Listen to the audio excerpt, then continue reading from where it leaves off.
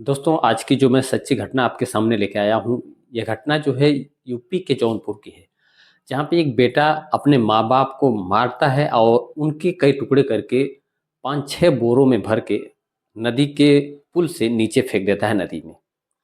इसमें बहुत सारे आपको ऐसी बातें सुनने को मिलेंगी, आप हैरान हो जाएँगे सुन के।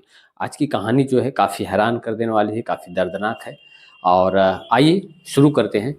दोस्तों, बात है 8 दिसंबर की। 8 दिसंबर की रात। दोस्तों, आज की जो सच्ची घटना मैं आपके सामने लेके आया हूँ, यह घटना आपको हैरान कर देगी। यूपी के जौनपुर ज़िले की है, जहाँ पे एक बेटा, जो कि इकलौता बेटा था माँ-बाप का, हालाँकि 3 बहनें भी थीं, वह बेटा अपने माँ-बाप को मारता है, उनके टुकड़े करता है, फिर बोरों में भर के नदी से नीचे फेंक देता है। इसमें जो कहानी निकल कर सामने आती है, जो वजह निकल कर सामने आती है, वो आपको हैरान कर देगी। दोस्तों, श्याम बहादुर नाम के एक व्यक्ति जो कि लोको पायलट थे, जून 2025 में ही रिटायर हुए थे। उनकी जो है वाइफ होती हैं बबीता देवी। उनका एक बेटा होता है रिंकू, जिसका नाम अम्बेश भी बताया जा रहा है। और उसके बाद 3 जो है उनकी बेटियां भी होती हैं, यानी रिंकू की 3 और बहनें होती हैं। चूँकि 2019 में बीटेक की पढ़ाई करने के बाद जो है कि एक नौकरी, क्वालिटी इंजीनियर की नौकरी करने कलकत्ता चला जाता है रिंकू, और वहीं पे क्वालिटी इंजीनियर रहता है। लॉकडाउन लगता है और उसके बाद वो घर नहीं आ पाता है।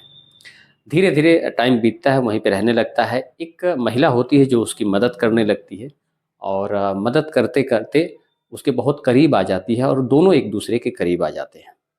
और उसके बाद जो है कि बात शादी तक चली आती है। जब घर में बात आती है शादी की, तो घर वाले राज़ी नहीं होते, यानी जो रिंकू के माँ-बाप थे या बहनें थी, जो परिवार था, वो राज़ी नहीं होता है शादी करने के लिए। चूँकि जो महिला थी वह हिंदू धर्म की नहीं थी, वो मुस्लिम धर्म से थी। लोग राज़ी नहीं होते हैं, लेकिन कहते हैं ना कि प्यार का नशा, प्यार अंधा होता है, तो लोग फिर भी परिवार की मर्ज़ी के खिलाफ रिंकू ने उस लड़की से शादी कर ली, यानी दोनों ने कोर्ट मैरिज कर ली।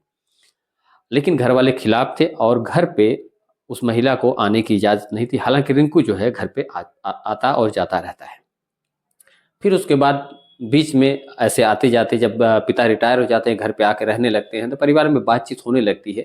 और उसके बाद परिवार में अभी 2-3 महीने पहले ही जब पिता जून में, यानी जून में रिटायर हुए पिता, तो आए घर पे, बातचीत हुई। तो ये हुआ कि उस लड़की को तुम छोड़ दो और उसके बाद तुम यहाँ पे चले आओ। सारे लोगों ने ये बात उसके सामने रखी। लेकिन लड़का लड़का जो है कि बोला कि ठीक है, मैं बात करके बताऊँगा। लड़का फिर बात करता है और बोलता है कि वो अलग होने के लिए जो है कि उसको 10 लाख रुपए मुझे देने पड़ेंगे, क्योंकि 2 बच्चे भी हो जाते हैं इस बीच, काफ़ी समय बीत जाता है, तो उसके एक बेटी और एक बेटा भी हो जाते हैं। तो ऐसा रिंकू द्वारा कहा जाता है और घर परिवार के द्वारा साफ तौर पे पैसा देने से मना कर दिया जाता है। घर वाले कहते हैं कि ये तुम्हारी वजह से सब कुछ शुरू हुआ है, तुम अपना समझो, हम पैसे नहीं देने वाले हैं। इसको लेके भी काफ़ी तना-तनी परिवार में चलती है। घर वाले पैसा देने के लिए राज़ी नहीं होते हैं। बताया जाता है, संभावना बताई जाती है कि पैसों को लेके ही 8 दिसंबर को माँ, बाप और बेटे में कहा-सुनी होने लगी पैसे को लेके। माँ ने जो है कि गुस्सा किया और माँ ने एक झापड़ भी मारा अपने बेटे को, क्योंकि वो बोल रहा था, पैसे के लिए घर से निकालने की बात कर रहा था। चूँकि वह अपने नाना कह रहा था, यानी कि लड़की के नाना ने वो घर दिया था, वो घर बनवाया था। मूल निवासी ये लोग दूसरी जगह के थे।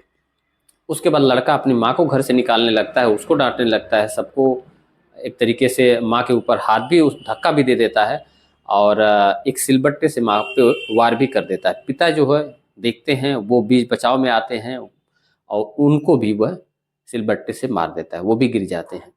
और उसके बाद जो है कि तड़पने लगते हैं दोनों लोग, और जो पिता होते हैं उनको रस्सी से उनका गला घोंट के वो मार देता है। यानी माता-पिता दोनों लोगों को मार के फिर वो बेसमेंट में जाता है, अपने घर के बेसमेंट में, और आरी लेके आता है, उन लोगों के टुकड़े करता है और 5-6 बोरों में भर के ले जाकर लगभग 8 किलोमीटर दूर एक पुल होता है, वहाँ से जाके नदी में फेंक देता है।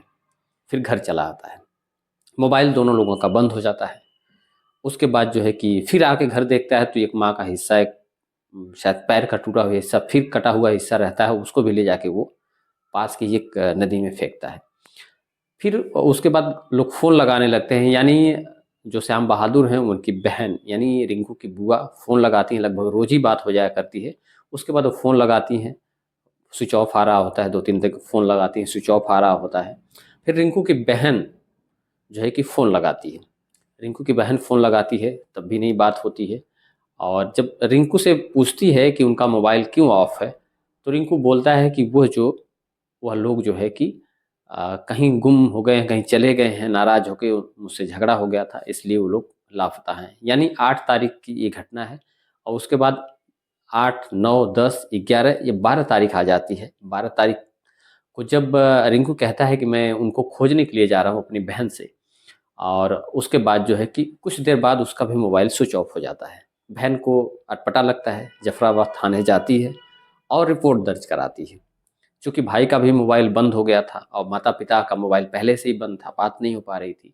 तो उसके बाद रिपोर्ट लिखाती है और पुलिस जो है सारे नंबर्स को सर्विलांस पे लगा देती है।